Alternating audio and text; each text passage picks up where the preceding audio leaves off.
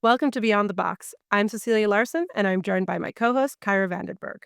In today's episode, we're diving into the state of global trade networks, how they're evolving in response to disruption, and what it takes to keep goods moving when the unexpected happens. We're joined by two leaders who live and breathe these challenges every day. First, welcome to Sebastian von Hein, head of Trans-Suez Ocean at Maersk. And welcome to Henyo Grisnick, Global Head of Network Planning and Capacity Management at Maersk. It's great to have you both here. Thank you for having us. Thank you.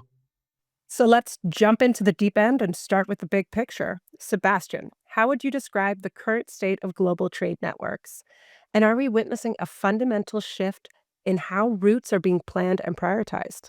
I think that's fair to say. So ever since the disruption that we have experienced around the BAM or the Suez Passage being closed, global shipping had to reroute the entire global networks going east-west, going from Suez to going around the Cape. But all of these events that we see in the newspapers every single day when we open our feed on our phone, all of this can have ripple effects on ocean transportation and on networks. Henyo, do you have anything to add to that? Yeah, I would say from an air freight perspective. So there's always a constant change. It's a very dynamic world. That's already actually for a longer time the case. And I would say that air freight is the exact mode to deal with this constant recalibration of the trade routes.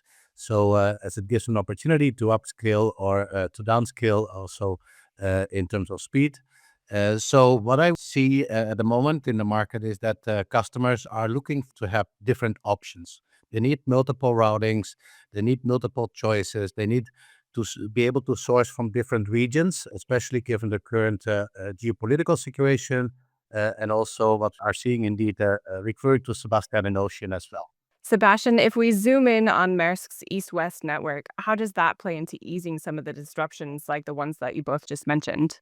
So if you maybe start with a classic network design, then you have had multiple port calls on a given service. So if we look at a service from Asia to Europe, it was not uncommon, including our own networks, to have 12, 13 plus port calls on any given service. And with the new East-West network in the Gemini cooperation, we have significantly reduced the amount of port calls. And that means you have less variables whenever you need to adjust something.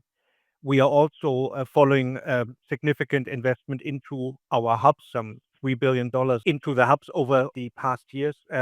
We have basically created some buffer in those hubs so that we can also deal with disruption where it occurs. So by having less port calls and more hubs that are managed or operated or owned by APM Terminal and Maersk, we actually have built resilience into the system, and that allows us to easier respond. I'm not saying easy, I'm saying easier respond to all of the challenges that are being thrown at us. That's super fascinating because I think that's one of the key things that we're kind of hearing a lot about. The people are looking for ways to input resilience. And Henyo, that if we were to look beyond ocean transport, air cargo has been a critical lever for agility and resilience.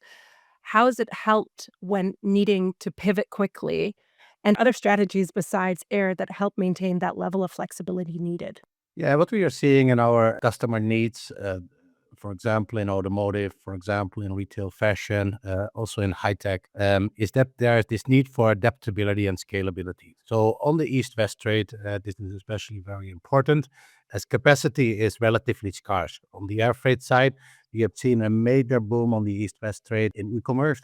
So that is, in the meantime, over the last few years, coming in from China, that is, in the meantime, over half of the air freight volume. So that leaves, a limited space for regular customers in retail, in automotive, in high tech, and is pushing up the rates as well that customers need to pay.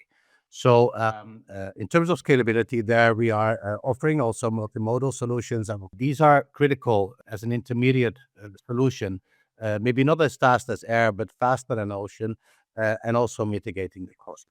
So on the East-West trade, customers need, again, the different products that forwarders are able to provide. So some of the product needs speed. Some of the products need a little bit less speed, but predictability. So it always needs to be there in a week or 2 weeks. And that's where air freight can play a very critical and important role for clients to move the goods to the consumers. And so far, we've talked a lot about short-term responses, but how do we balance those immediate reactions with a long-term network strategy? Sebastian, maybe you want to start? Let me really start off by saying that's not easy. So if we look at what are we trying long term to achieve, we have our decarb agenda to be net zero by 2040. That is very ambitious, and that is, let's say, one of the long term goals that, among others, the ocean network must achieve. So that is one of the parameters we always need to keep in mind. Then at the same time, we want to drive variation down for our customers and in their supply chains. So we want less variation, less changes. And at the same time, you are experiencing short-term disruptions that you maybe did not predict. And that comes at a bit of an inconvenient timing. And that can maybe be a little bit hot, cold, so on and off. So you maybe have a disruption that can be best characterized as a very short-term event, and then you would probably more apply short-term solutions to it. While something that is more medium-term or systemic, then you need to find a systemic solution around that. So I think maybe a good example is how the disruption surrounding the passage of the Suez Canal has started. So when we first looked at it, there were attacks on vessels that were going through Suez or going through BAM, and we did not know at the time for how long this lasts. Then there were efforts by coalition forces in order to provide safety and to provide safe passage. Um, is that successful? You may ask, right? So at that time, we did not know what the outcome is or the duration of the disruption here, but we applied a solution that is sustainable, and that means going around the Cape. Also, quite frankly, the solution space is rather limited.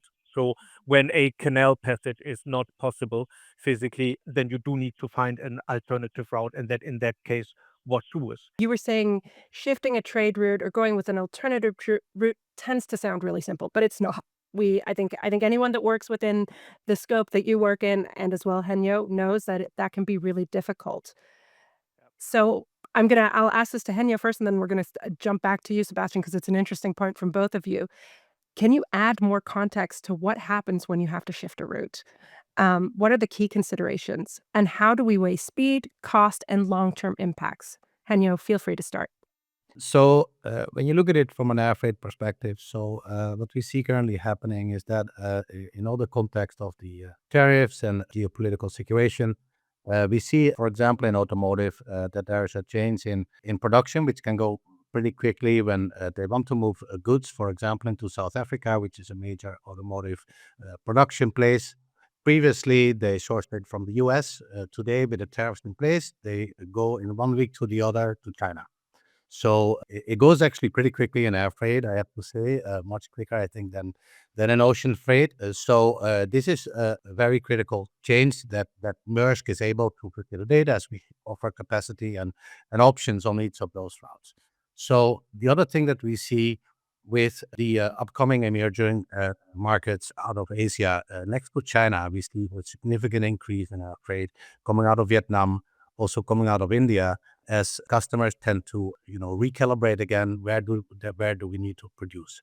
So from there, you see airlines, including Maersk, offering different options for capacity and able to grow pretty quickly with those customers that are across segments, can be in retail, can be in high tech, even to some extent in automotive, that are coming from these markets and delivering into the US or into Europe. Sebastian, I'm sure that you have a different view, obviously, because ocean does take a little bit longer to shift. Can you give some examples of how you move a shift like that?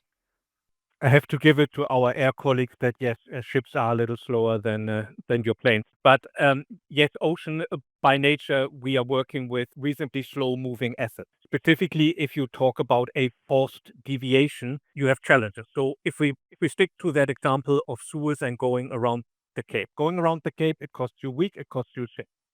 So if you imagine that an event happens and safe passage through Suez is possible again, what happens then? So if you have a ship that is just about to leave Asia, you would point the ship towards Suez. A vessel that is sitting right at the Cape of Africa, you would not turn around and sail through Suez. You would keep sailing towards, in this case, Europe. Now, what happens when those two ships meet? They arrive around the same time. And if you look at the port infrastructure in Europe, all ports are full, every single port. Imagine that they have to deal with a double up. It is a source of potential disruption. What appears to be a small change, just flip the ships back towards Suez and everything is fine. It is not, because both of these ships would then actually arrive in Europe at the same time. The ports couldn't handle it. And then you have disruption there. You have extended waiting time in the ports. You have pressure on infrastructure that is borderline unprecedented, but we have actually seen during COVID where you had a very high demand and actually shortage in supply of intermodal capacity here.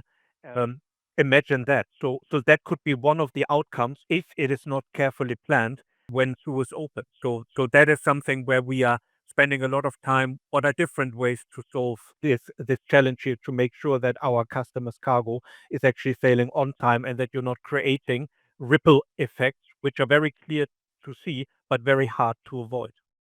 And we talked a lot about ocean and air, obviously, but we do actually transport cargo in other ways as well. So, do either of you think that we're seeing a revival in rail or inland routes as a part of the solution? Henyo, maybe we'll start with you. Yeah, I mean, we do see customers making use of other modalities.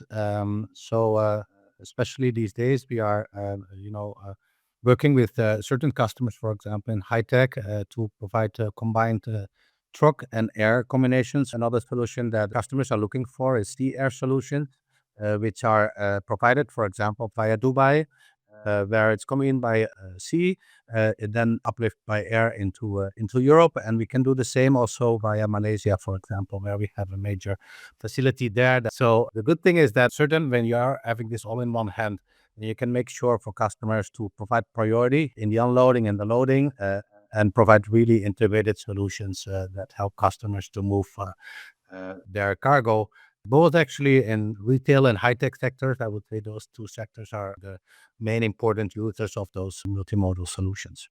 And Sebastian, do you have anything to add to that?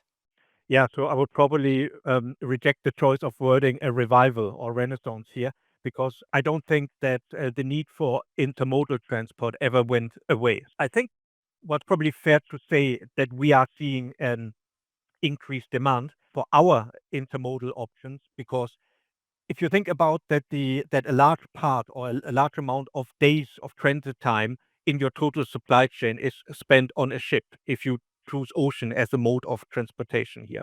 And if you imagine that we reduce volatility significantly, and now customers actually see that the historic delay picture and the uncertainty has changed significantly. So suddenly you have an opportunity to extract the benefit from it. If you now link a reliable intermodal solution on both ends of your supply chain to it, you can actually drive the variation down further.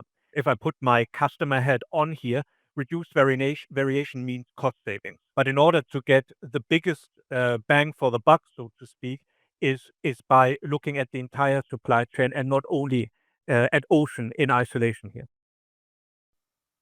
Those are really good points both of you bring up, and I think it kind of really highlights, for me at least, why it's so important to work with a partner that can offer you more than just one kind of way forward. You need someone who understands flexibility and understands the need for agility.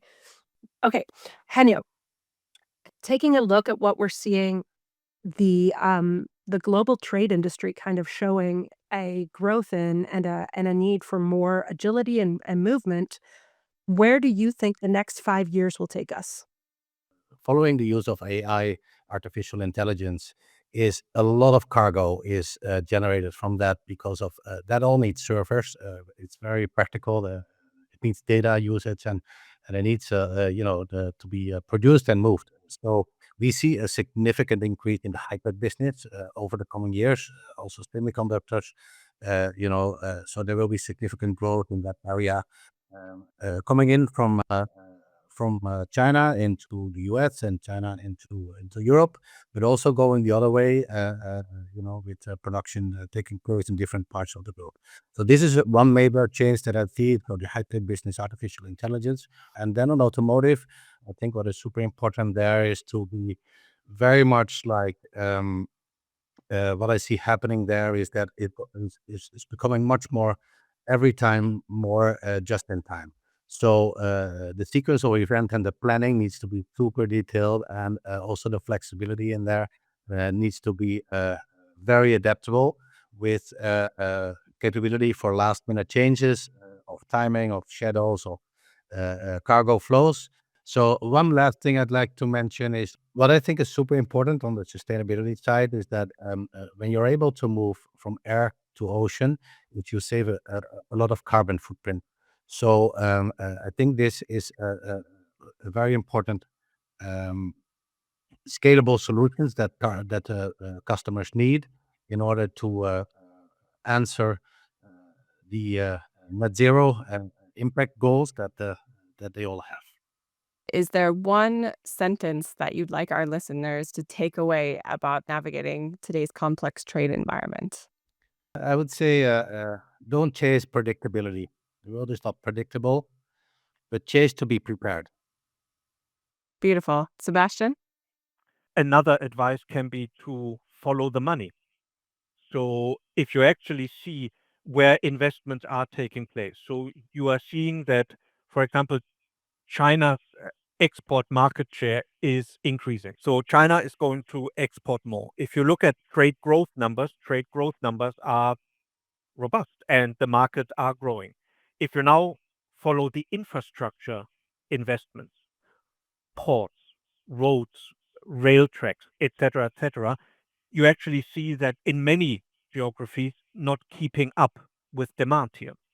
So you actually see an ever increasing influx of cargo that you can only counter basically with productivity gains.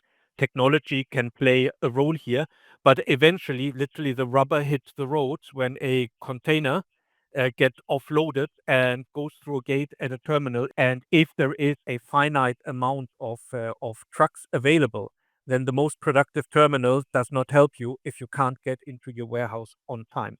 So investment into warehouses, into intermodal, etc., are, I think, important to follow and important to keep an eye on, both from a holistic level, from a geographic level. Thank you so much. And sadly, I think that brings us to an end. I think I speak for all of our listeners and myself and Kyra on that. I could have listened to you guys and spoken with you guys all day long. This was a very interesting talk. Thank you so much. A big thank you to both of you for joining us and sharing your insights with us today. Thank you for having us. Thank you. And thank you to our listeners for joining us as always. You can find Beyond the Box on YouTube, Spotify, and Apple Podcasts. Be sure to subscribe so you don't miss future episodes.